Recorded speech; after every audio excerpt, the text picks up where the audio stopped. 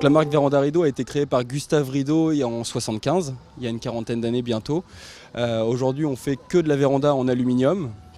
D'accord, donc nous, on a une particularité, c'est qu'on est gamiste, c'est-à-dire qu'on va extruder l'aluminium pour en faire des profilés qu'on va poser chez notre client. Voilà, aujourd'hui en toiture, si vous voulez, on va avoir soit des panneaux thermorideaux, c'est-à-dire avec de la mousse expansée et de l'aluminium pour pouvoir contrôler justement l'apport de chaleur, ou alors du vitrage qui va aussi être en fait avec un contrôle solaire pour éviter l'effet de serre dans les vérandas.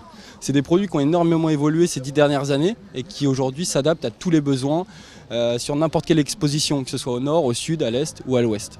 Alors, les produits qu'on va retrouver, ça va être la véranda en fait contemporaine que vous avez juste sur votre gauche et ma droite, ou alors le produit classique que vous avez juste derrière moi.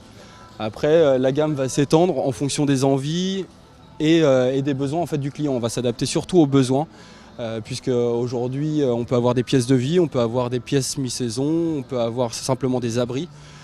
Ensuite, les envies, on va s'étendre tout simplement sur la forme, sur les couleurs. On a une gamme qui va de 450 couleurs.